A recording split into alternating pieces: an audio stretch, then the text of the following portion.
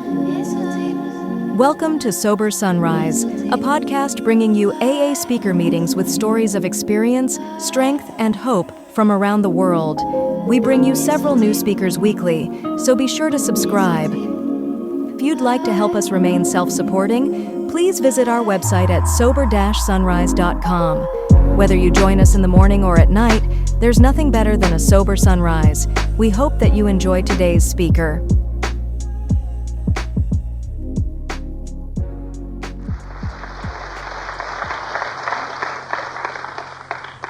Good evening. My name's Scott Lee, and I am an alcoholic. Very moved and honored to be here, actually to be anything that this fellowship's doing, because I owe my life and my freedom and, everything that's valuable to me, just the usual stuff. And I'm from Nashville, Tennessee. My home group is called The Back Room. And I love them just like I love you. And I'd like to thank Bob and Julie for hosting us and inviting us to come. And wow, what a friendly place. Are you all aware of that? I don't know whether you know it or not, but you've got a tremendously friendly thing going on here, and I think it's one of the critical pieces. I like to quote Lois Wilson a couple of times as I start my meeting. She was co-founder of Al-Anon, and I owe my life to her. Maybe if you're an alcoholic, you do too. Because Bill went to her one time, young in sobriety, and he said, I'm working with all of these guys, and none of them are staying sober. See, my life hung by that thread. And Lois said, Bill, you are. And I think that's why we're all here. So are there any Al-Anons in the room? Could I see your hands? I know there are a few. Thank you for coming. I'm honored by your presence. Y'all do some tremendous work. I think there's a lot of sober alcoholics who got that way when Al-Anon helped one of you get too healthy to continue to help one of us stay sick. Did I say that right? Okay. Good. And I'm excited about all the newcomers. Wow, because I sat there hovering one time at my first speaker meeting, too. I didn't actually sit in the chair. I was about 8 inches above it, just vibrating. And so if that's what you're doing, just sit on your hands if you need to. We're really glad you're here. I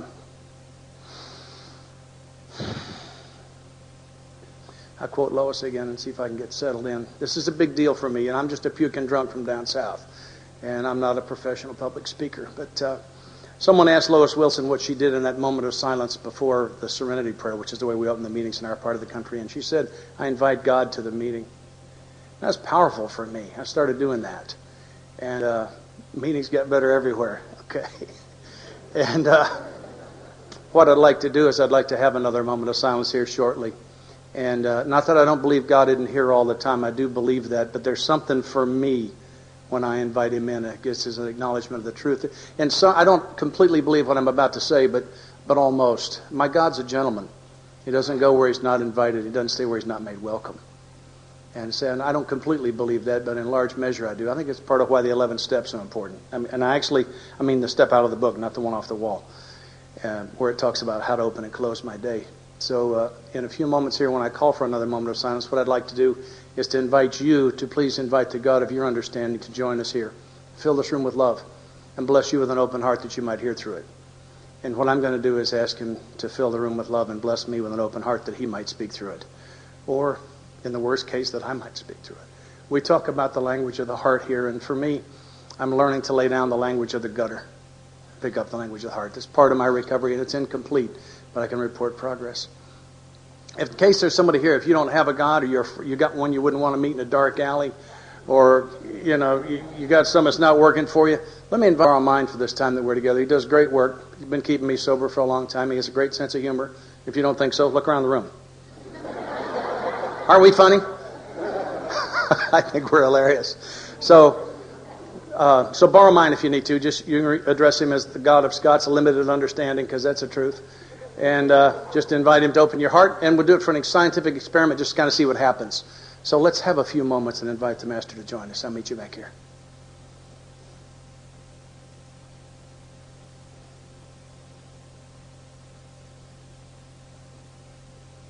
Amen. Thanks. That takes the heat off of me, doesn't it?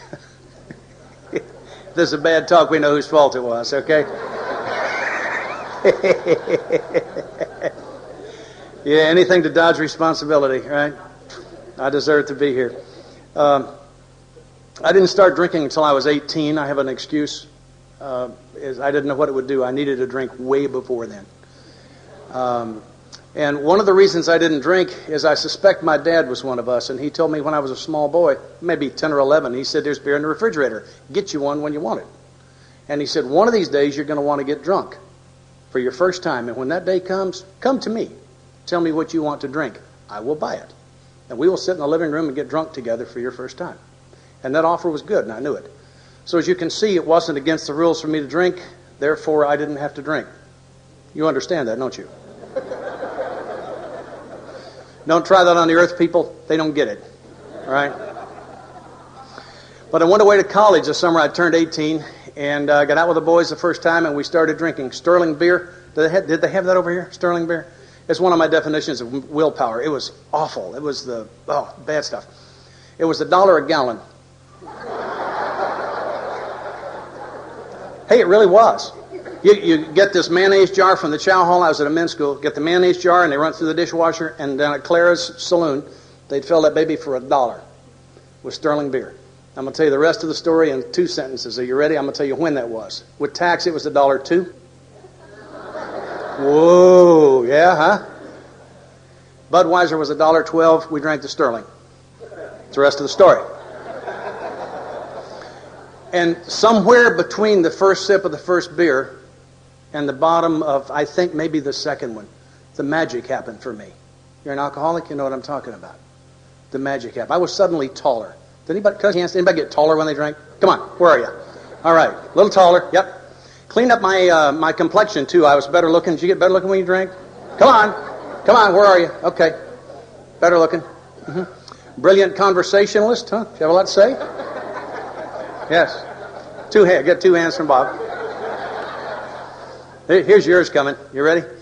Fantastic dancer. All right, let's see it, dancers. All right. Yes, Lord. Yes, sir. How's a dancer? Possibly, I think my second favorite is this one. Expert on many subjects. Let's see the experts. Where are you? Yes, here we are. Expert on many subjects. Oh, yeah. I think the biggest thing that it did for me is it made me feel like I belonged. When I was a little guy, I became convinced that I was defective. There was something wrong with me that could not be repaired, and that I wasn't as good as everybody else. And anything that I ever did could not possibly ever measure up. And if you all knew who I really was, you wouldn't want me around. And I became an act. And my act was that I pretended to be whoever I thought you wanted me to be. You being defined as whoever's immediately in front of me. That's the way I lived my life. And when I got my blood alcohol mixture just perfect that first time, that went away. And from that, I had an entire psychic change. And the entire psychic change was, all of a sudden, y'all was pretty lucky I was there. Now that is a change. That is a change. And to kind of, I've got a 12-hour story, and they've asked me to cut it back slightly, so I'm going to skip just a little bit. And let me tell you, I was just sick that we didn't get to hear more. Weren't the 10-minute speakers fantastic tonight? I was sorry we didn't get to hear a lot more from both of them. You guys were grand. Y'all were grand. So anyway, I discovered the elixir of life at 18 as a freshman in college, and to kind of just sort of zip through it, I was in the accelerated class, and I zipped through a 4-year college in 5 years and 2 summer schools. Some hands on that? Yeah, a few. Okay. All right. The United States Air Force was taking you if you were warm and breathing, and I was commissioned as second lieutenant. I went to Valdosta, Georgia, to Air Force pilot training. I'm going to talk a little bit about what that was like. We flew an airplane called the T-38. Did you see Top Gun? See the movie Top Gun? Bet everybody did. In the beginning and in the end of that movie, they're having these dog fights with these MiGs. I have a news flash for you from Hollywood. Are you ready?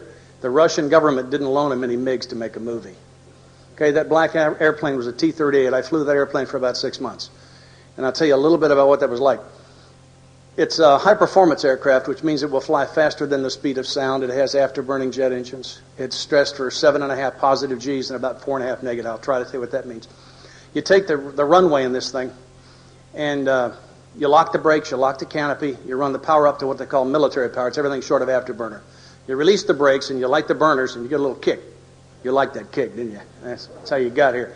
And, you know, the ones that like to kick, they don't get here. We don't get them. We don't.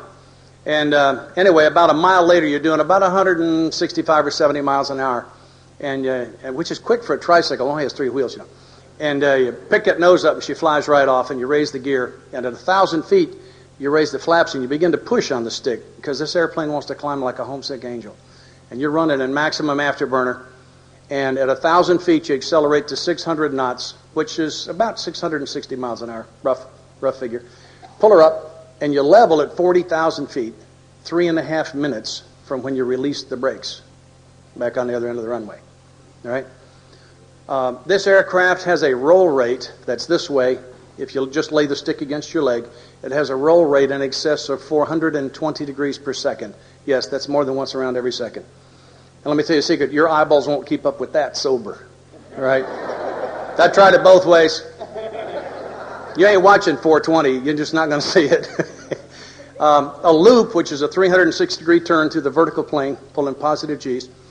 At 10,000 feet, the entry airspeed is 500 knots, about 550 miles an hour. And you pull up at 5 G's. Now, a G is the force of gravity. You're pulling 1 G right now. So at 5 G's, a 200-pound man weighs 1,000 pounds. Everything on you weighs times 5. If you've ridden the big roller coaster, when you hit the bottom of that first hill and everything feels like it's kind of sagging down, that's about 2 G's. You pull 5 in a loop. It takes 10,000 feet to pull this airplane over on its back. You'd be wings level inverted at 20,000 feet. Now you can look at the world like this. You'd love it. I really recommend it. And then, if you get a chance, you ought to try that. And you lose about 8,000 feet coming down the backside of the circle, and the total elapsed time on that's 25 seconds. It's actually less than 25 seconds. And I tell you all about that, about the airplane for two obvious reasons. The first one, of course, is to impress you. You got that? Okay. The other one is to tell the story of my alcoholism. I come down from a day of flying that airplane. They release us from the flight line about 5:30, and I go into the officers' club. And I do not plan to get drunk. Now, I used to go get drunk intentionally a lot. I would celebrate Arbor Day. I mean, any excuse, really. But I used to just sort of take drunk. You know what I mean? It just sort of hit me. Kind of like a sinus infection, just boom, there it is. I didn't really feel like I did anything. And so this particular evening, I'm going to the club, and I do not plan to get drunk. Let me tell you a secret. We all have the same story. Would y'all be willing to do audience participation with me? Let's try that again. Would you be willing to do audience participation with me? Yes. Thank you. When I point at you, I want you to fill in the blank. Okay, are you ready? Walk into the club at 5:30, and I'm planning to have 1 beer, no more than 2. Come on. You remember that. You know, just 1 or 2, right? Okay. You Al-Anons, by the way, you can play also? Okay? All right. Going to have 1 beer, no more than... I should be home by 6:30, no later than 7. No, we're not planning to get drunk tonight. No, it's not the plan. All right? No, the plan is we're a straight shooter tonight. But what happens is the magic happens. And somewhere between the first sip of the first beer, and the bottom of the second one, I get this phenomenon of craving that Dr. Silkworth talks about in the book. And I don't get home by 7. As a matter of fact, I leave the club at exactly 1 o'clock in the morning because they...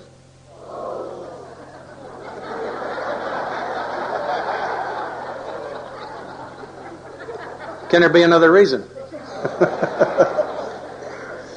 And I drive home with a hand over one eye. Let me see you show of hands. Who knows why? Okay. Yeah, these are my people here.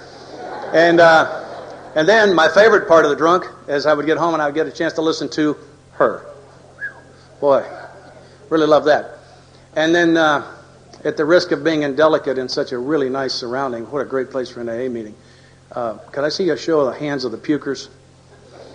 These are my people. How the rest of you got here, I don't know. I thought the 2 most important inventions of the 20th century were that little half-moon shape of carpet that they put around a commode for you to kneel on. That was invented by one of our boys, you know. And that soft commode seat you could rest your head on. You're kind of in between heaves. Because I am in there doing it, okay? Oh, yeah. And for those of you who are new, I'm from out of state. I'm leaving on Monday, okay? But I'm going to tell you the truth. They're going to lie to you. They're going to tell you you cannot quit forever. It is not true. I have personally quit forever over 2,000 times, okay? Now, it never worked, of course, but boy, I could do it. So I'm in there quitting forever. And, right? You pukers, huh? Didn't you quit forever when you puked? I always did. Yeah. And then I would pray what I call the pre-AA prayer. Okay? We'll do it together. I do the first line, you do the second. You ready? God, get me out of this. Blech. Yeah, pre-AA prayer. If you're new, they got one of these things, 18 questions or something to see if you belong here. I have a one-question test. Did you know the prayer? Stick around. And brush my teeth and go to bed, and it's now 2 o'clock, 2:30 in the morning. I get up at 6. In that magic place between drunk and hungover. Remember that one? I really miss that, don't you? And I get a shower. If Mr. Gillette had not invented the safety razor, somebody else would be talking tonight. I'd be dead at my own hand, I'm sure. And flight suit and boots, sunglasses and hat. I'm in the car out to the Air Force Base at 7:30 this morning. I'm in that airplane I was telling you about. And we just taxied out. And today we are in a 2-ship formation. Been to the air show? Seen what they did? We did that. And just after liftoff, I tuck in behind the leader's tail in what we call a close trail. And if I could stand up in my cockpit and lean forward, I could touch his afterburners. And we're doing 500 knots, pulling 5 Gs, going over the top like this. And I'm dying with that hangover. I am absolutely dying. The butcher knife is stuck in here. It comes out the back. I'm surprised my helmet will fit. My eyelids hurt on the inside, right? Toenails hurt, fingernails hurt. The throat and the sinus cavity is ripped raw from throwing up all that acid the night before. I've thrown the oxygen selector lever to 100%. That will not cure a hangover. I don't care what they tell you. I field tested that hundreds of times. All right? It will not cure a hangover. Right? I got booze coming out every pore. And the only thing that keeps me going is the sure and certain knowledge that I will never feel this way in a plane again. Because I quit last night forever. And I meant it with all my heart. Right? Right. And I'm hanging. And you know what I've just defined for you? You know what that is? That's willpower. That's willpower. I think a functional alcoholic has got a phenomenal amount of willpower. And it's no defense against this disease. I think it's the reason that the earth people don't become alcoholics is they don't have the willpower for it. At the risk of taking their inventory, they don't. I mean, the guy goes out on prom night, right? He drinks a pint of Jack Daniels. He pukes on his date's prom dress. He wrecks his car. He goes to jail. He gets up in the morning. He says, I'm never doing that again.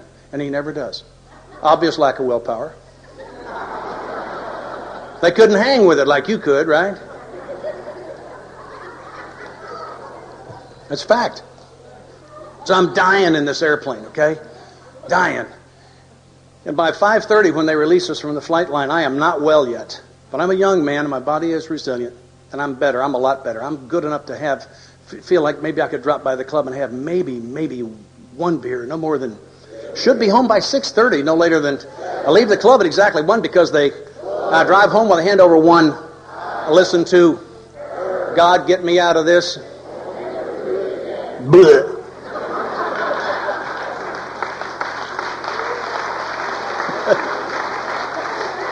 Y'all did good. You must very well, very good, class. All right.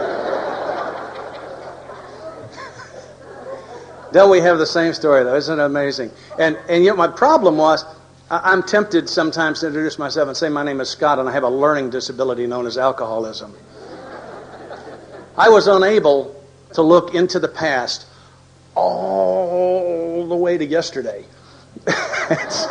and say, didn't you do this yesterday? Weren't you in this same airplane, the same cockpit, same time, yesterday, dying of a hangover? And by the way, the day before? And by the way, 5 days last week and 22 days last month? I was powerless over alcohol, and I was ignorant of the fact that I was powerless over alcohol. Ignorance and powerlessness is a rough combination, as you may recall. I graduated from pilot training. Most of my flying time is in a 4-engine jet transport. I flew all over the world. I have been drunk on 5 continents and don't have a guess how many islands. And I missed a lot. I mean, I really had a chance to see the world, and I saw the bars. I went to Vietnam in '69, and I was stationed for a while at Phu Cat Air Force Base, South Vietnam, and I was drinking tequila there one night. Anybody ever drinking tequila? Traveling juice, you know what I mean? I mean, I need to be somewhere else if I'm drinking tequila. And I woke up at an unusual place. Anybody ever do that? You ever wake up at an unusual place? Yeah, I woke up at an unusual place. Fortunately enough, I was still on the Air Force Base. And I collected my belongings, and I'm in my boots and flight suit, sunglasses and hat. I'm a captain, right? 2 silver bars. And I'm walking across the Air Force Base from this unusual place where I awakened to my trailer that I live in. And at 6 o'clock in the morning, with about a Force 5 hangover, you know, just sort of an average one. And I passed 12, 15, 20 people, I guess, on my walk across the Air Force Base, outranked them all. And they were, you know, 1 or 2 at a time, going to breakfast or whatever. And they all saluted, but they gave me the funniest looks as they did so. And I thought, man, does the whole world know I hung my butt out at the club last night? How can they possibly know? And I walked into my trailer and walked into the bathroom without changing anything and looked in the mirror, and I'm missing the lens out of one side of my sunglasses, okay? And I don't know that. And that eyeball hanging out there is the color of this lady's dress right back here. Looks like a rough-cut Australian fire opal, you know? I was eventually flying an intelligence mission, very highly classified, and at 4 o'clock one morning, I was taxiing my aircraft out, and I was exceptionally drunk by my standards. I wouldn't have ridden in an automobile with me. And I had my window, as I was taxiing out, I had my window open just in case I threw up. I threw up out the window, and I thought I was smart. Does that sound smart to you? I'm fixing to ride with a very drunk pilot. Does that seem intelligent to you? It did to me at the time. And as we're taxi, typical runway's about 2 miles long, the tower's in the middle, and we taxi all the way down to the far end of it. And my co-pilot's running this checklist, and everybody's doing what they're supposed to do. And I'm trying to drive this thing as smoothly as I can so I don't make myself throw up. And well, you drove that way, didn't you? And I get this thing to the end of the taxiway, and say my co-pilot is doing what he's supposed to do. His head's in the cockpit. He's throwing switches and doing the stuff he's supposed to do. He's not watching me drive this thing. And I applied the brakes so smoothly that I taxied that beast right off into the grass. Off of the end of the taxiway. Couldn't keep it on the pavement. Possibly some of you have had that experience with other types of vehicles. I thought so. Yeah. And we got the... And you know what? If it had been 4 o'clock in the afternoon, or if there had been another airplane taxiing behind mine, somebody else would be speaking to you tonight, and I'd be serving the rest of my natural life in the military prison at Leavenworth, because that was a felony. I was real drunk. I would have probably been on a .2, 2.5, something like that.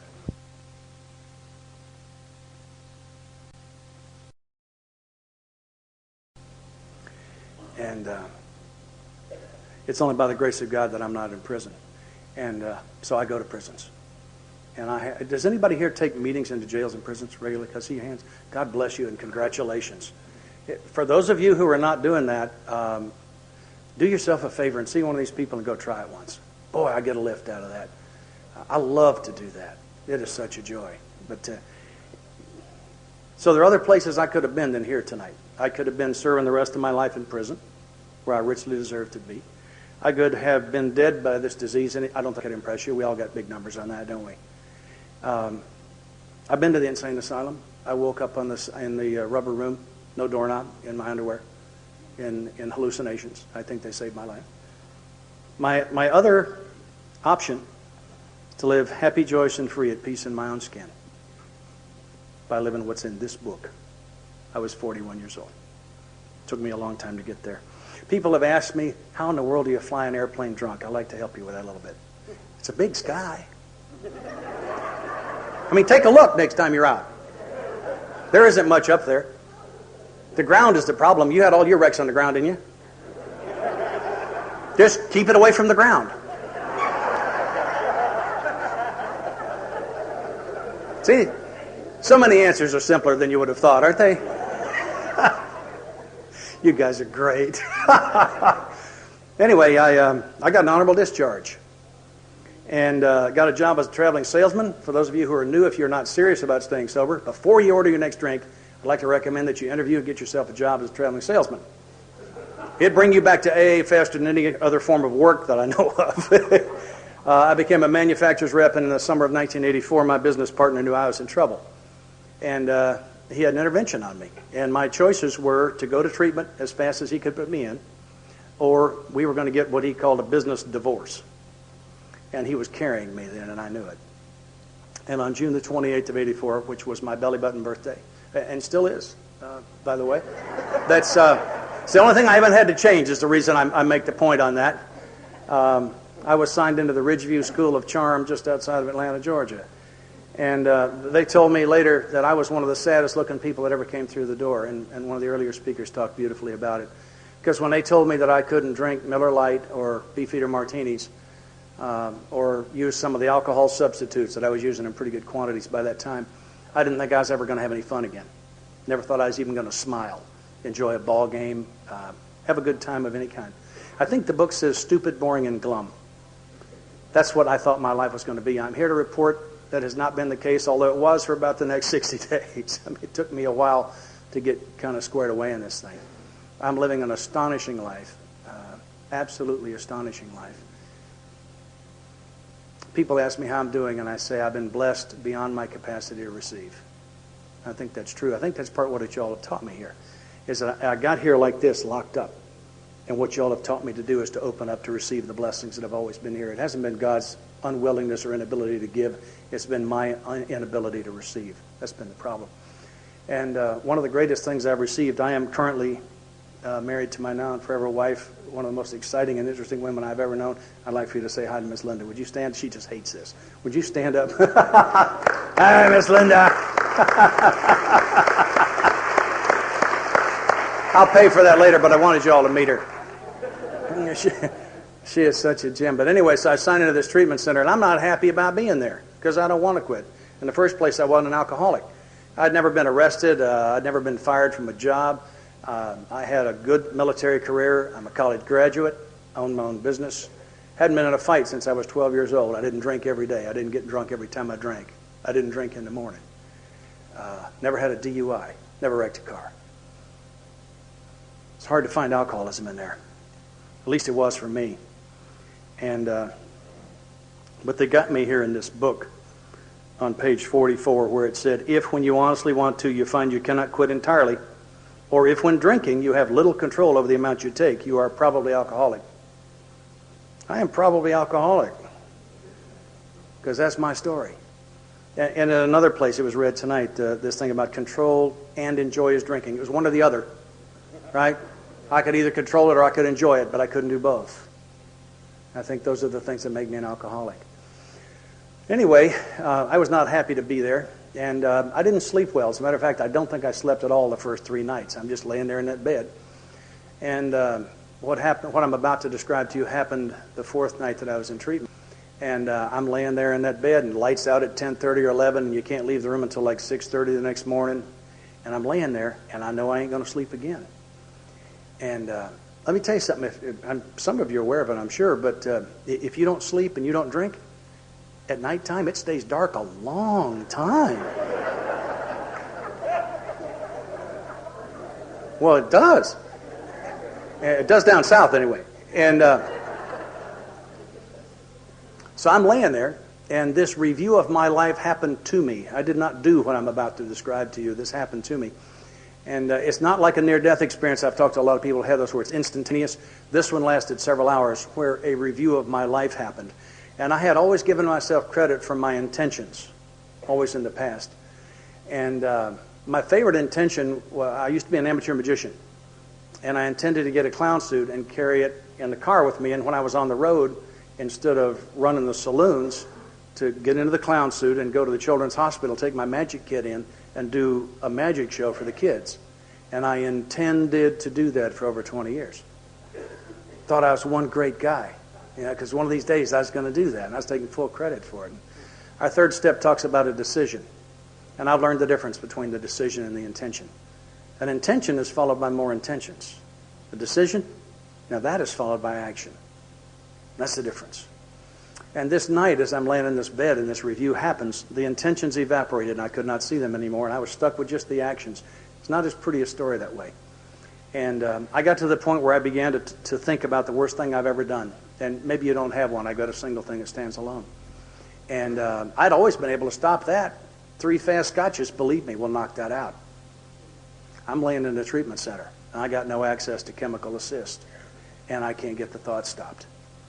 And I don't know how long I lay there thinking about this thing that I had done in my early 20s, and I hated myself, and I was so ashamed, and I was so sick at soul that I reached what I call bottom. I hear the term, but I don't see it defined in my literature. For me, bottom wasn't on the physical plane. I mean, I've flown with a lot of hangovers. I'd puked blood a few times. I've been in all kinds of trouble. It wasn't bottom. Bottom was in here. Bottom was when I couldn't stand me anymore. And when I was willing to pay any price and do anything not to be the kind of man who did the kinds of things that I had done. That, for me, was bottom. And at that point, something in here, I believe it was my spirit, screamed. And I mean, it was really loud.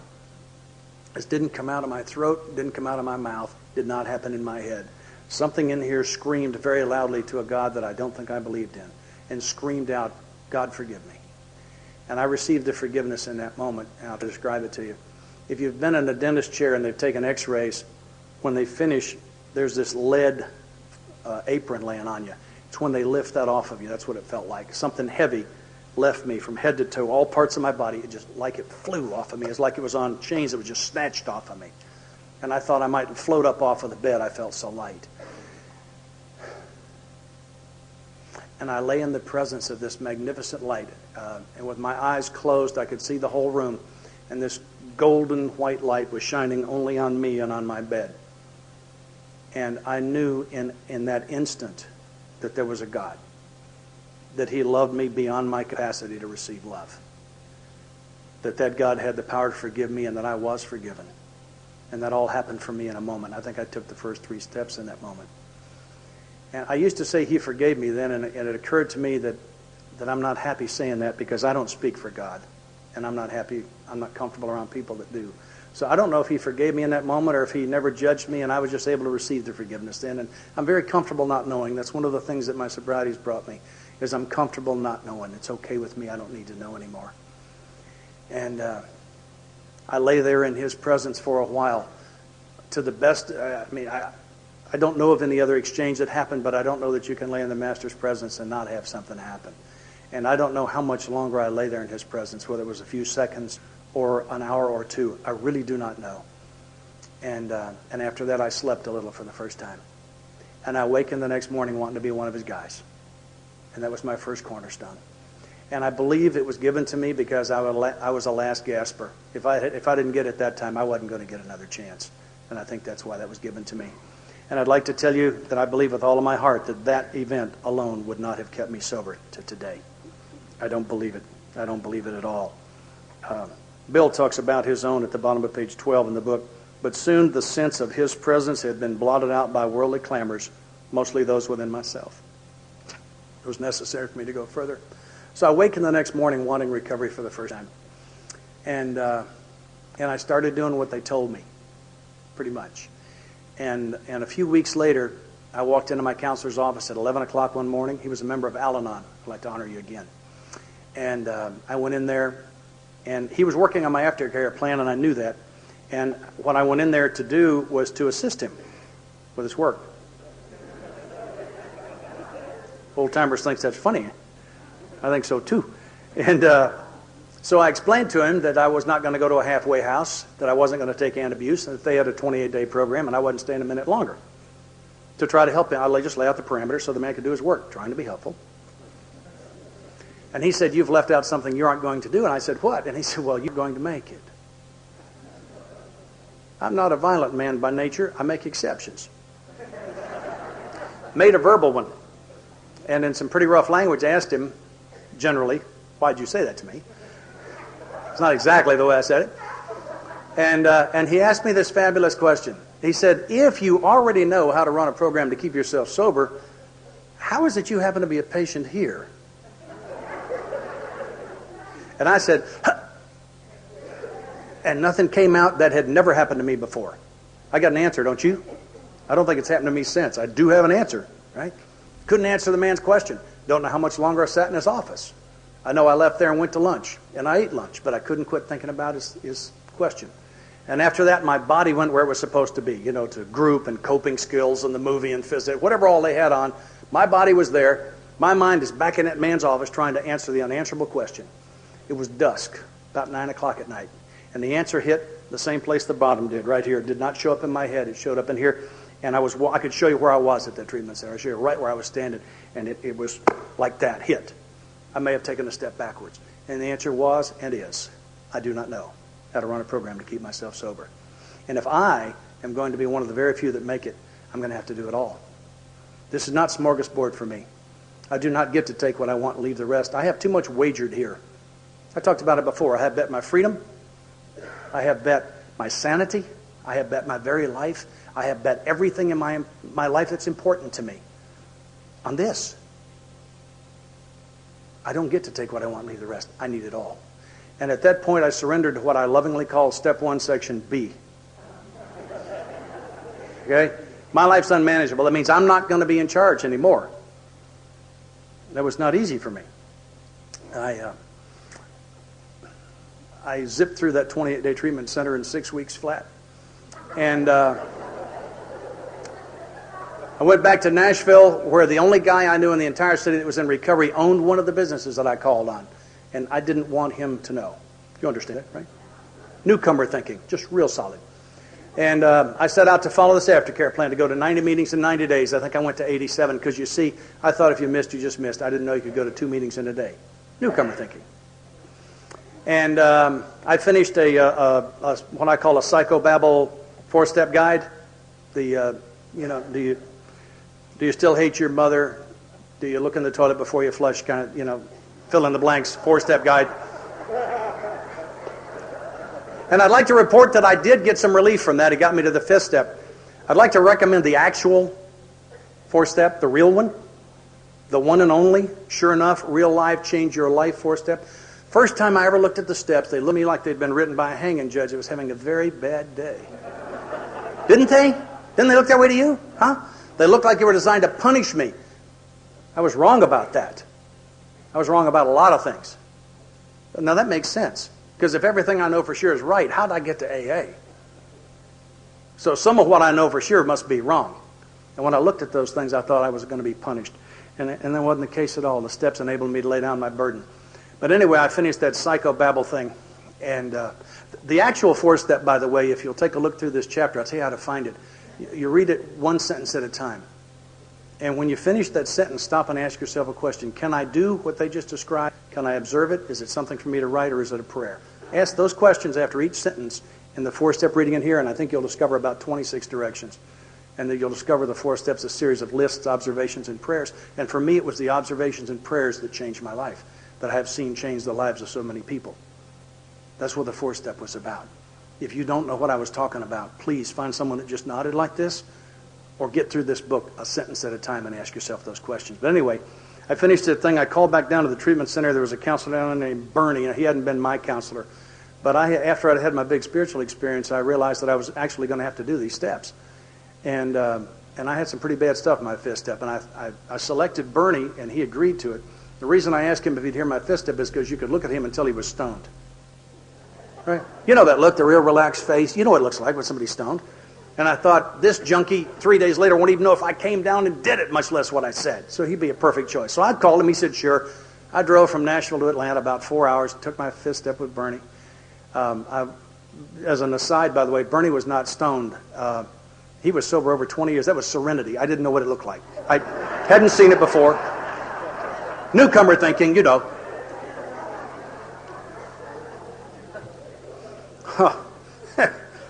Came back to Nashville, and the only thing I hadn't done on my aftercare plan was get a sponsor. And the thing that was blocking me was that I was looking for a sponsor I could relate to. Isn't that stupid? Have you ever heard anything more insane in your life? I can't figure out you can go to 2 meetings in a day. Who can I relate to? I can relate to the squirrel on the next branch. That's who. I can relate to some other idiot that doesn't know what he's doing. And I didn't need a squirrel or an idiot for a sponsor. And I didn't need a sponsor I could relate to, and I don't today. What I needed was a winner for a sponsor. What I needed was a sponsor I would obey. Concept I didn't have. Anyway, there's this particular guy, and I saw him in his meetings, and he's all lit up, and I went up to him, and I knew he was sober over 5 years, and he was having fun. You could see it was written on him. And that's why I drank. And that way you drank? Feel good. He was feeling good. And I said, Jerry, would you sponsor me? And he said, yeah. Here's an assignment. Jerry's sponsored by assignment. He gave assignments. That's how I sponsor. And he gave me one, and I'll be glad to tell somebody later. It takes too long. I don't have the time tonight. I came back in a few days, and I said, Jerry, I did what you said. Sponsor me. He said, sure, my way. I said, okay. What's that? He said, you are too sick to stay sober on the fellowship of Alcoholics Anonymous. You will need the program also.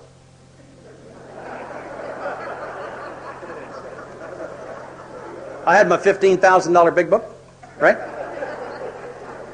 And I didn't have any idea what he was talking about. He was sober over 20 years when we buried him a couple of years ago. He touched a lot of lives, and he said to the end, he thought the very best kept secret. Our second best kept secret is how to do a 4-step. You know, it's in the book. The very best kept secret in our fellowship is the definition of our program. How do we keep it secret? We read it at every meeting. It's a sentence before the first step. Here are the steps we took, which are suggested as a program of recovery. No steps, no program. Steps are not part of the program. Steps are the program.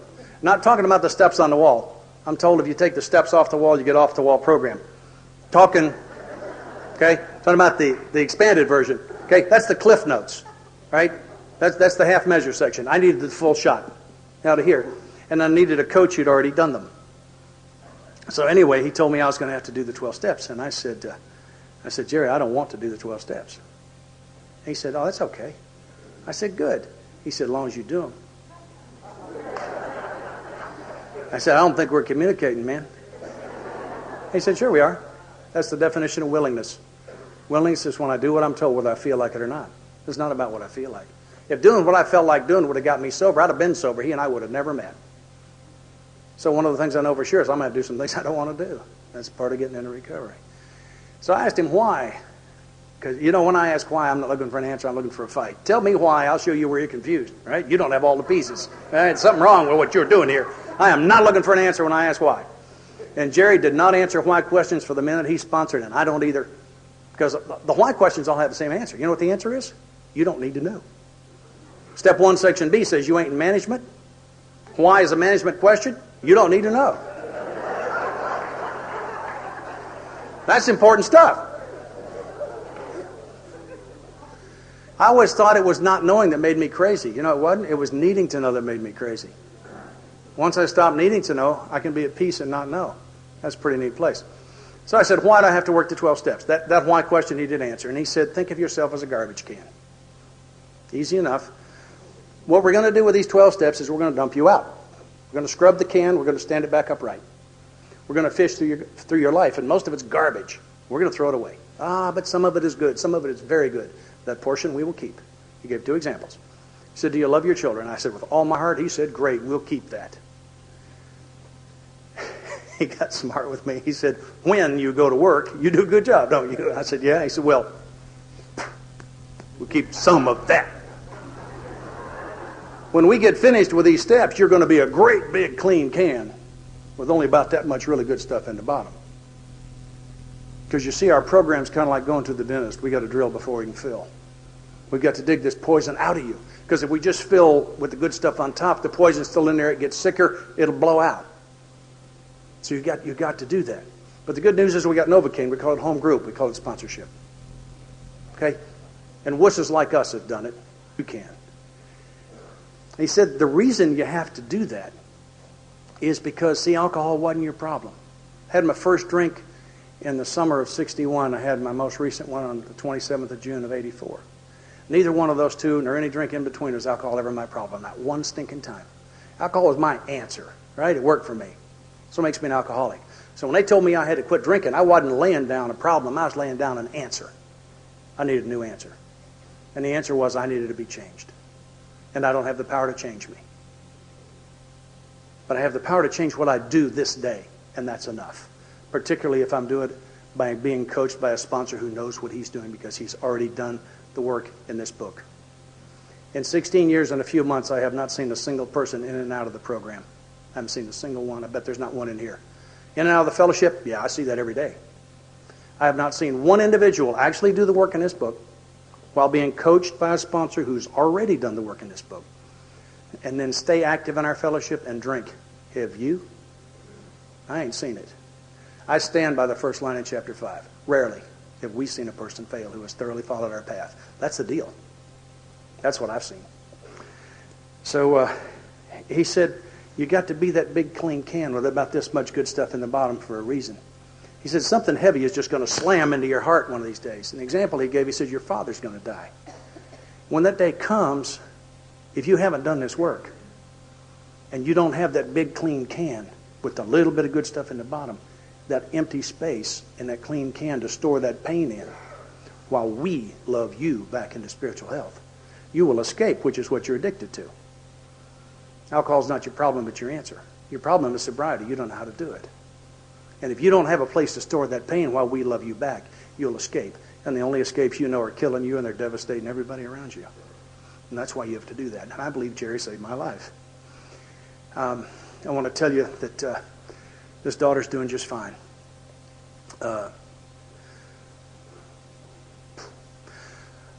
She's doing just fine right now. She is blind in one eye and has lost coordination. And on July the 4th, 6 years ago, she put a pistol in her mouth and pulled the trigger. And I found her about 7 hours later. And by the time we'd been at Vanderbilt Hospital 30 minutes, the lobby looked like this right here. By the time we'd been there 2 hours, it looked like this. They told us for the first 4 days that she would not live. And I didn't say may. They said this suicide was successful. She's just not dead yet. Y'all need to plan you a funeral for just a little bit later this week. Your baby's going to die. I'm going to tell you something, folks. 4 days is a long time to sit by your baby's side. And she's conscious laying in that bed. She can't talk. She got all these tubes stuck in her. But she can hold your hand and squeeze you once for yes and twice for no. 4 days is a long time. I couldn't have done it. I don't believe I could have done it. It's my belief that we're all going to be asked to go to the mountain alone one of these days. And if you haven't done the work out of this book and you don't know how to reach up and take the Master's hand, you're not going to be able to go. That's what I believe. Because I've seen people who've had to go to the mountain alone. It hadn't been that we're unavailable. It's that they were unable to receive it. And that's kind of a little editorial. I apologize for the opinion. 4 days is a long time. You guys were fantastic. I lived in the Vanderbilt Hospital for 60 days. I don't know that I walked outside 10 times. And y'all were fantastic.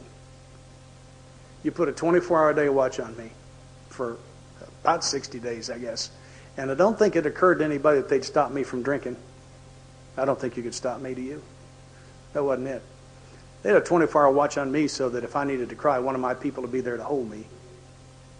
I know who you are. I saw what you did. I love your words. I saw your actions. I'm so proud of you. I'm so proud to be one of you. I watch what you do. I've seen you touch lives. I've seen lives change. You've changed mine. I'm so grateful to be the man that I am today.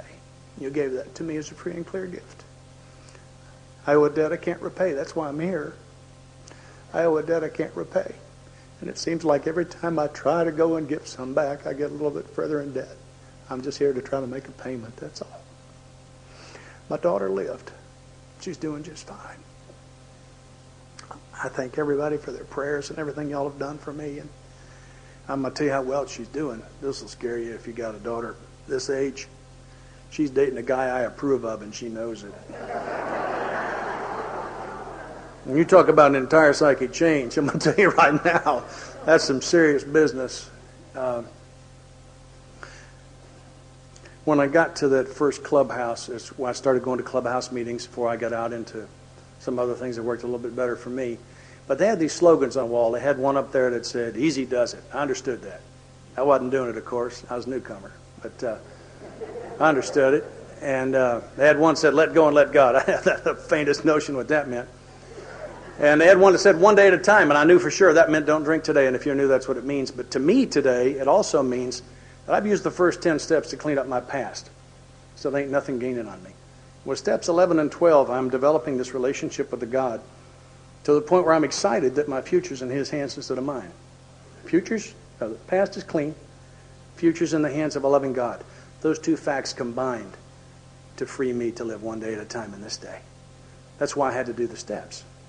I heard a guy in a meeting in Atlanta 10 years ago define freedom. He said, freedom is when I accept full responsibility for all of my own actions. At that point, I am free. I am free to do anything I'm willing to live with the results of. Up until then, I may have been at large. But I ain't free, and as some of us know, at large can be temporary. Right? Freedom is when I accept responsibility. I stand by page 46 in the text. It says, God does not make too hard terms to those who seek Him. Those steps weren't that hard. I think the two hardest things I've done since I got to recovery were think about doing a 4-step and think about doing a 9-step. Actually doing them was nowhere near as difficult as thinking about them. So if you haven't done them, I'd like to tell you that was my experience with them. So I'm reading the slogans on the wall, and I got one up there that just terrifies me because I think it's the biggest problem I got. And there's it says up there on the wall for me to do it. You know what it said, right? Think. That's what's going on. My head is the busiest place on the North American continent. I got a friend that calls his head his home entertainment center. Says got everything it needs but an off switch. That's the problem I had. And I want to tell you right now, if you're new, if you believe what I'm about to tell you, it should impress you. I only have one thought at a time now. Sometimes there's a space between them. I would have paid everything I had for just one space when I was new. As a direct result of doing this work. But anyway, think. I can't find that in the literature. So I figured out what it means all by myself. Are you ready? What that means is 3 thinks is the limit. Okay? That's the maximum. Whatever it is, I can think about it once. That's okay. I can think about it the second time. When I think about it the third time, I must lay it down. For if I were going to outthink it, I would have outthunk it in 3 thinks.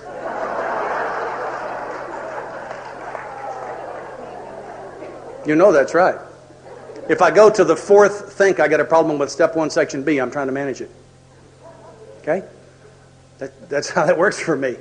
And so I don't have to chase it all around. I stopped praying for God's guidance when I was sober 2 years because it occurred to me that His guidance was here every day as a free and clear gift. And I didn't have to ask for what was given. And what I ask for now is that I might be open to His guidance. Because I think maybe all the blocks in the channel between me and God are at my end. I think His end's clear, don't you? That might be right. I've got 3 things I call my spiritual barometers. And when I was newly sober, I used to beat myself up over them. And they are profanity, lying, not actually lies, improvements really, right? And my attitude toward those of you who got your driver's licenses out of Cracker Jacks boxes. And if one of those was out of whack, if I would take a look, they were all out. And the answer, my sponsor told me that I don't have any power over my defects of character, and the steps don't say anything at all about me working on my defects of character. When I work on my defects of character, I am living in the problem. Classic example of living in the problem. And so when I discover that I'm swearing or lying, angry with you in traffic, what I do is I inventory my spiritual program. See, my spirit's like my body. It requires a varied diet. I need prayer, meditation, meetings, talk to the men that I sponsor, take meetings into jails, read spiritual literature, talk to Ice Cream Steve, it's my sponsor, right? Say please and thank you. I have to do those things. And if I hear me swearing at you in traffic, if I'll inventory the last few days, guess what? There's holes in that. See, my priority is not what I say it is. My priority is what I do. You want to know what your priorities are? If I want to know what mine are, I'll look over the last few days and see what got done. What got done was a priority. What did not get done wasn't a priority. And anything I'm saying to the contrary is a lie that I'm telling me. Those are dangerous. So if I'm swearing or lying or unhappy with you in traffic, I take a look and see what's going on. I've got a hole in my spiritual program. And what I do is I heal that hole. My sponsor said that myself can't push self out of the center. And self-centeredness, all my character defects are self-centered by definition. Self doesn't have the power to push self out of the center. And if it did, that would leave a vacuum. The answer to my self-centeredness, the answer to my character defects isn't for me to work on. It's to attempt to be God-centered. by doing those things that I was talking about. And I go back to doing all those things, and 3 days later you can cut me off in traffic, and I will smile at you from my heart and say, Father, go with that when he needs some help today. And I'll mean that. And I don't have the power to change me from the raving maniac to that guy. And all I can tell you is that the darkness can't exist in the light. And it's my job to shine the light of God's will into my life and into the things that I'm doing. I was in a meeting in... I got so much more that I'd like to say because I love you all and I'd like to dump the whole bucket.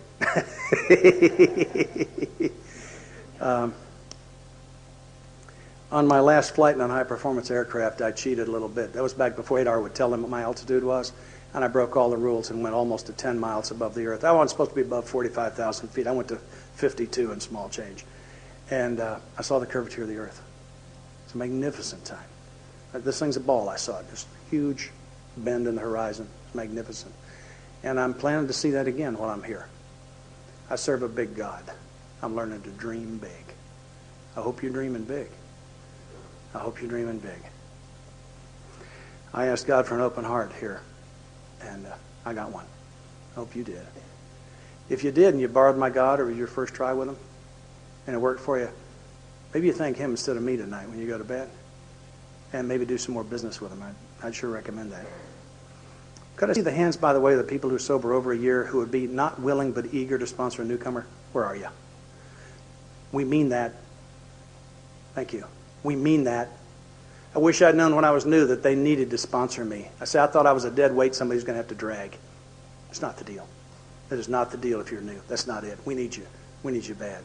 What I've been given is magnificent, and it's under pressure. I have a need to give it. I'm sponsoring a couple of new guys right now, and I'm just having the best time with them. Because, you see, I get a chance to be a tool in the Master's hand. I get to watch the light come on in somebody's eyes and realize I participated in that. It's the most exciting thing that's ever happened to me. Do one of these old-timers a favor. Let them sponsor you. Do me a favor. Let one of the guys I sponsor you. The easiest guys in AA to sponsor, the guys that are sponsoring a newcomer, all their issues vanish. Right? Right? They call you twice a week after that. Once to ask a sponsor question, once to tell you something absolutely hilarious this rookie has either said or done. They become very, very easy to sponsor at that point. I belong. I belong here. I'm a member here. Alcohol gave me the illusion of belonging. Today I belong. I'm one of you. It's the most fantastic feeling I've ever had. I stand here in stocking feet, by the way. I step out of my shoes when I speak, because I mean it when I invite God here. And I figure this many people do that, he might come, and I could be standing on holy ground. I've tried to carry that in my heart up here. I've learned to cry since I got sober. I'm so proud of it. I worked hard to do that. Because you see, I'm not an act anymore. This old boy named Cherry Carpenter was one of the deans in Nashville AA when I got sober, and Cherry used to say, I'd rather be despised for who I am than loved for who I'm not. And I couldn't have said that when I got here. Thank you. Thank you for listening to Sober Sunrise. If you enjoyed today's episode, please give it a thumbs up as it will help share the message. Until next time, have a great day.